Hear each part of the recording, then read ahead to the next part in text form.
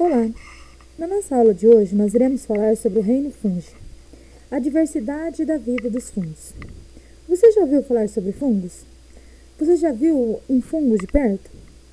Você já observou o que acontece com o resto de alimentos que ficam guardados em algum local abafado e úmido? Com certeza você já deve ter visto algum tipo de fungo de perto ou em algum local por aí.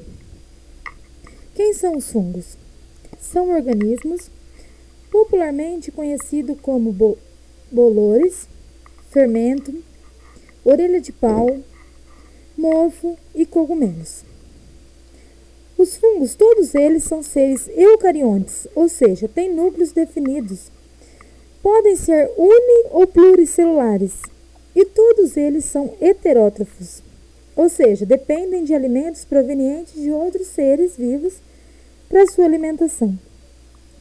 Os fungos são classificados como saprófagos, aqueles que decompõem organismos mortos, parasitas, aqueles que retiram alimento de organismos vivos nos quais se instalam, prejudicando tanto no ser humano como no animal também, e os fungos predadores, que capturam com suas hifas pequenos animais para alimentação. Os fungos podem viver na água ou no meio terrestre e podem também ainda associar-se a outros seres, como é o caso dos líquens, que ocorre uma associação de um fungo com uma alga, onde nessa associação ambos são beneficiados pelos nutrientes produzidos.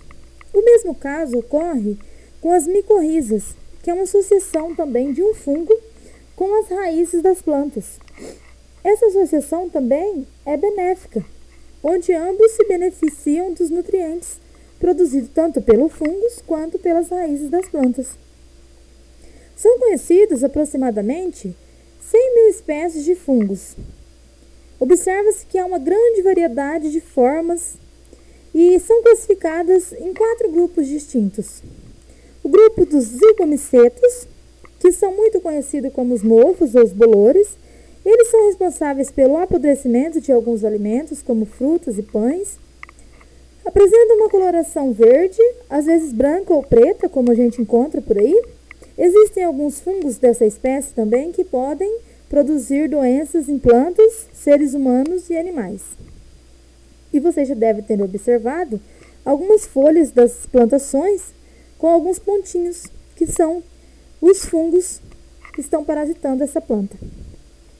O grupo dos basidiomicetos, que são os fungos conhecidos como os cogumelos e as orelhas de pau, que formam um tipo de um chapéu, pode ser visto fora da terra, geralmente costumam crescer sobre o tronco de árvores vivas ou mortas, possuem um aspecto de orelhas grudadas à madeira. É muito comum em pastos, em mata, encontrar esse tipo de fungos. Nesse grupo também existe um tipo de fungo bastante conhecido da população, que é o fungus champignon, que é comestível, faz parte da alimentação de algumas pessoas. Existem também outros que vocês já devem ter ouvido falar, ou às vezes, já ouviram alguém comentando sobre isso, que são extremamente venenosos, como do gênero Amanita. São fungos, que causam alucinações nas pessoas e podem até levar à morte de algumas pessoas. O grupo dos ascomicetos são os fungos que se alimentam de açúcares e realizam o processo de fermentação. Esses fungos são as leveduras, que vão estar ali sendo utilizados na produção dos vinhos, cervejas e pães, que fazem o quê? O crescimento, dá o crescimento, ou seja, a fermentação nesses produtos. O grupo dos deuteromicetos reúnem diferentes espécies de fungos parasitas, causadores de doenças, como nós conhecemos as micoses, que são o quê? As micoses se instalam, em algumas regiões do nosso corpo, geralmente preferem locais úmidos, ali entre as regiões dos pés. Sempre é comum nós conhecermos a micose pé de atleta, conhecida como a frieira, e a candidíase, conhecida também popularmente como sapim. Existem vários tipos de fungos que são estudados atualmente,